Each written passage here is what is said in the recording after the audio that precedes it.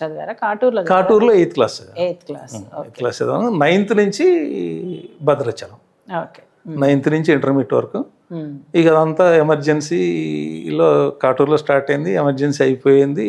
ఆ కథలన్నీ వింటాం, అలా చాలా ప్రభావం కలిగింది. ఎమర్జెన్సీ తర్వాత వచ్చిన అప్ స్వింగ్, ఒక ఉద్యమం, ఉవ్వెత్తున లేచిన ఉద్యమాల్లో ఏఎస్ఎఫ్, ఎస్ఎఫ్ఐ, ఆర్ఎస్యు ఈ 3 ఉండే భద్రాచలంలో.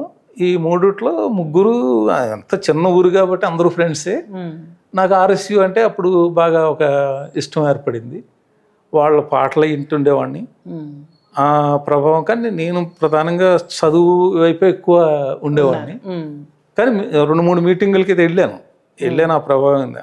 ఆ ప్రభావం ఉంది. అన్నిటికంటే ఆదివాసీ ప్రత్యేక రాష్ట్రం కోసం ఒక సదస్సు ఏర్పాటు చేశారు భద్రాచలం. అది నా ఫస్ట్ నేను పార్టిసిపేట్ చేసిన మీటింగ్. రాజకీయంగా నాకు బాగా నచ్చింది. ఇది కరెక్ట్ కదా, ఆదివాసీలకి ఒక రాష్ట్రం ఉంటే బాగుంటుంది అని అనిపించింది. సరే కలసాకారం అవుతుందో లేదో నాకు తెలియదు, కానీ ఆ రోజు ఫస్ట్ మీటింగ్ అది అలా ఒక డిమాండ్గా అది ఒకటి ఉండేది భద్రాచలంలో. అప్పుడు కూడా పాటలు పాడేవాళ్ళు, ఆదివాసీ పాటలన్నీ కూడా ఆ రకంగా. అప్పుడు ఏం చదువుతున్నారు? అప్పుడు ఇంటర్మీడియట్, అంటే 10th నేను అటెండ్ అయ్యానండి ఈ మీటింగ్కి.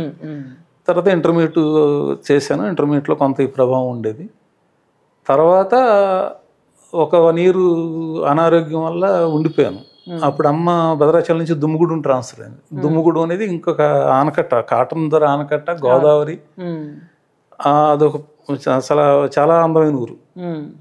అక్కడ కూడా ఆదివాసీలు, గొత్తుకోయలు తరచుగా వచ్చి పాటలు పాడుతుండేవాళ్ళు. అవన్నీ వింటుండేవాడిని. అటు ఉద్యమ పాటలు వింటుండేవాడిని. అప్పుడు ఒక రాజకీయంగా ఏదైనా సంక్షోభంలో, అప్పుడు ఆర్ఎస్సీలో పనిచేస్తున్న మిత్రులందరూ జైలుకి వెళ్ళి ఇంకా ఆర్ఎస్సీ అయిపోయింది. ఏం చేయాలో నిర్బంధం బాగా పెరిగింది. ఏం చేయాలన్నప్పుడు నేతాజీ యువజన సంఘం అని చెప్పి ఒక సంఘం పెట్టాం.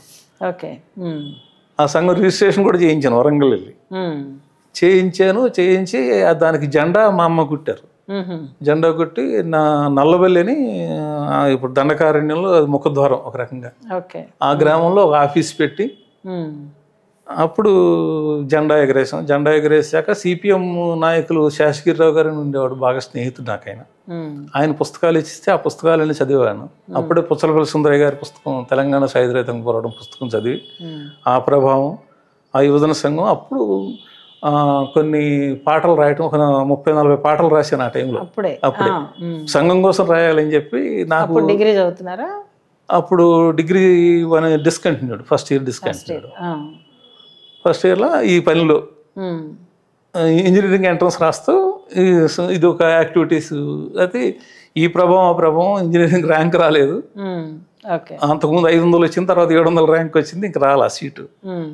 ఆ టైంలో ఈ పాటలు పాడుతూ 30-40 గ్రామాలు తిరిగాం యువజన సంఘం పెట్టి. నేను, హేస్టింగ్స్ అని ఆదివాసీ మిత్రుడు, పెద్దరాజు అనే ఒక నాయకుడు, అక్కడ అందరూ మేము ముగ్గురం ప్రధానంగా తిరిగేవాడు. ఇంకా రవీందర్ రెడ్డి కుర్రాడు ఉండేవాడు. తర్వాత తను కూడా ఉద్యమాల్లో, వామపక్ష ఉద్యమాల్లో టేకులపల్లి ప్రాంతంలో నాయకుడు అయ్యాడు, పెద్ద నాయకుడు అయ్యాడు.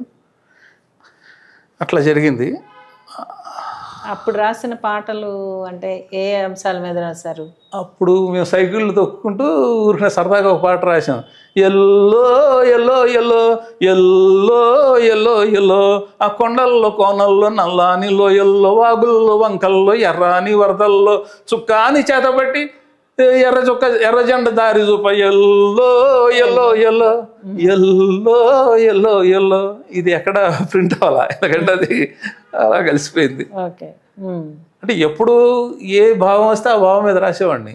అది పద్యాలు కూడా రాశాను.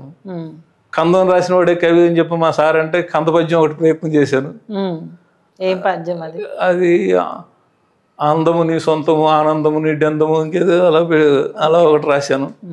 కవిత్వం రాశాను. నిన్ను చూడకుండా నీకు క్షణం ఒక యుగంబు, నిన్ను తలవకుండా ఇలా. విప్లవాన్ని తలుచుకుంటూ. విప్లవం కాదు, ఇది అమ్మాయిల గురించి. ఫస్ట్ క్రష్ ఒక రకంగా. ఫస్ట్ క్రష్ రాస్తూ ఉద్యమ పాటల్లోకి వెళ్ళాను.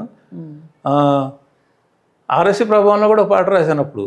లేవో ఈ విద్యార్థి లేచి రమ్ము యుద్ధంకి లేవరా లేచిరా, అలా ఒక పాట అయితే రాశాను. ఇవి పబ్లిష్ అసలు ఏం పబ్లిష్ అవ్వాలా.